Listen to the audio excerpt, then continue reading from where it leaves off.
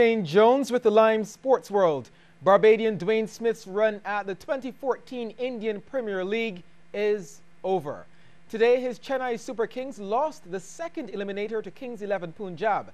CSK decided to field first, but were hammered for 226 runs in the 20 overs. Man of the match Render Sehwag led Punjab with 122, inclusive of 12 fours and 8 sixes, as they only lost 6 wickets in the process. It's gone the distance.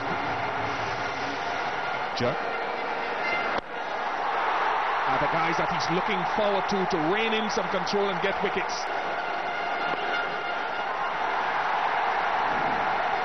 So the 50 for Sehwag. He gets a massive roar from the crowd.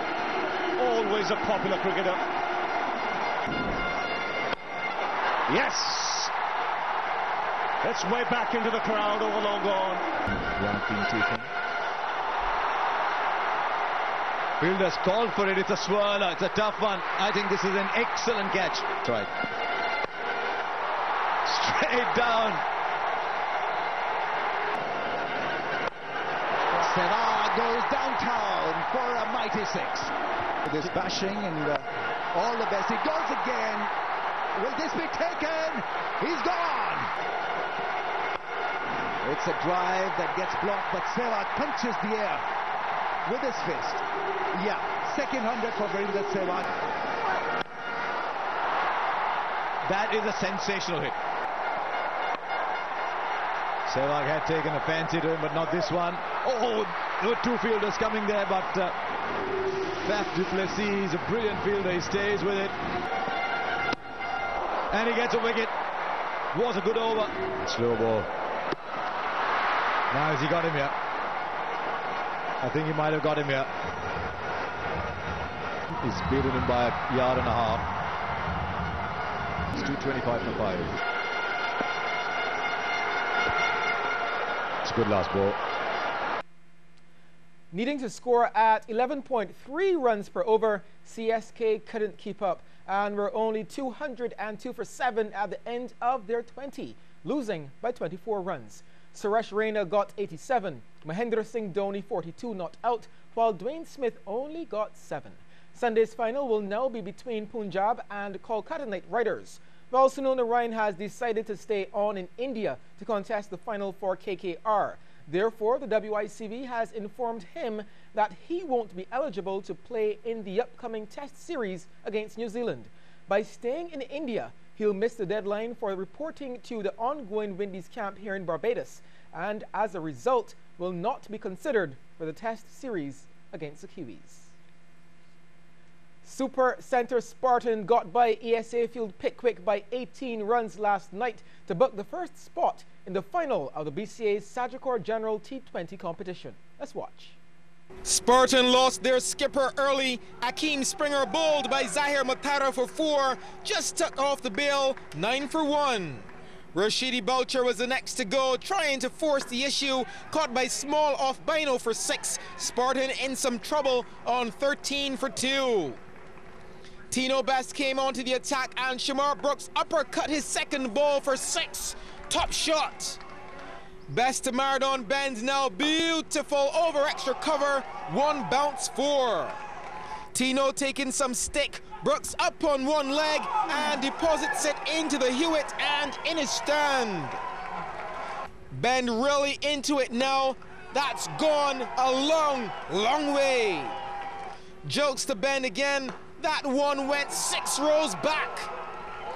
But after reaching his half century, he had to go. Thin edge through to wicketkeeper Shea Hope. Good catch off Collimore, gone for an even 50.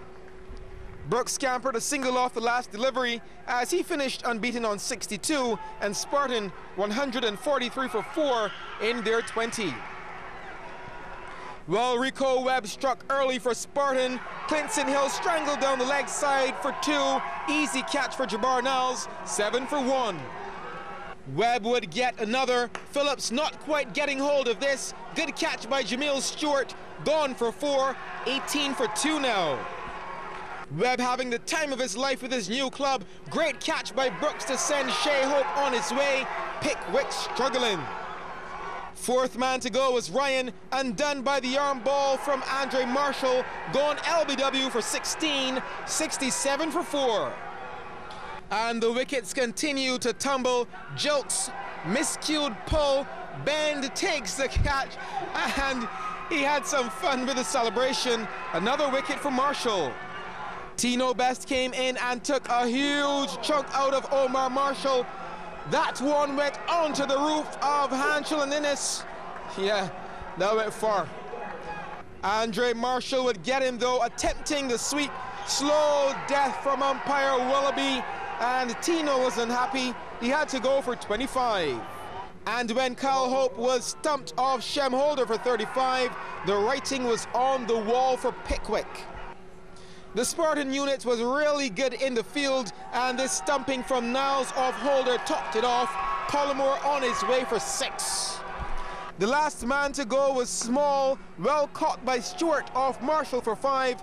Pickwick 125 all out. Super Centre Spartan into the final. Well, the other semi is currently on between Counterpoint Wanderers and YMPC. It's live on Radio 94.7 FM. It's the first half in sports. We'll be back.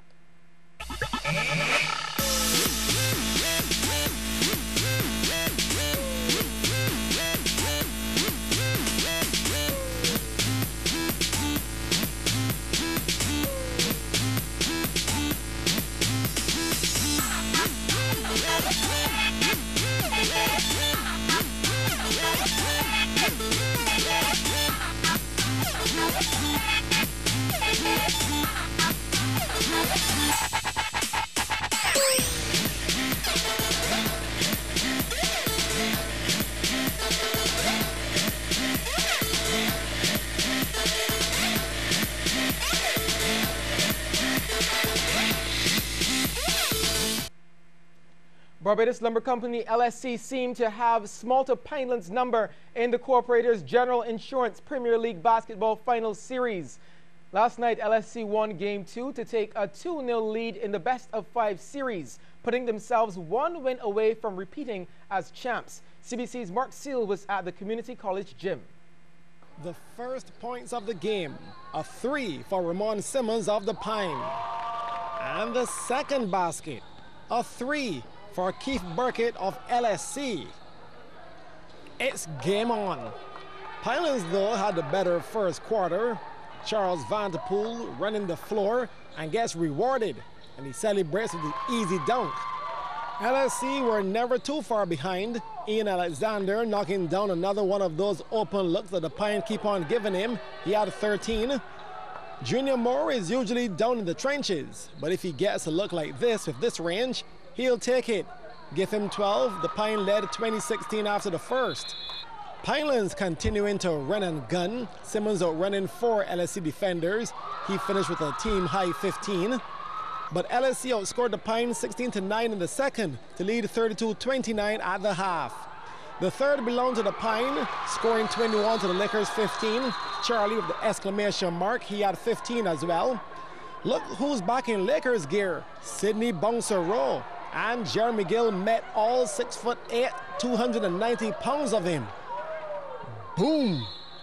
Moore took exception to that hard pick set by Bouncer. And there were words, shoves, but it was all good. Good intense playoff basketball.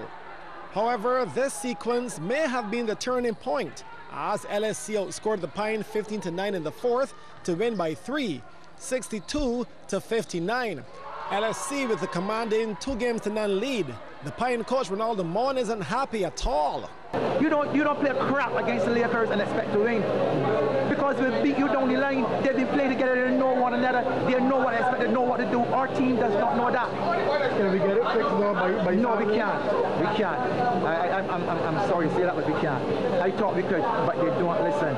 How do you feel going into Game 3? Well, more pressures on them. Still not too comfortable with how we're playing, but hopefully we'll be under a little pressure, a little less pressure, and be in a better position to perform. Game 3 set for the Community College on Saturday. Mark Seal, CBC Sports. The coach said he thought they could, but they don't listen.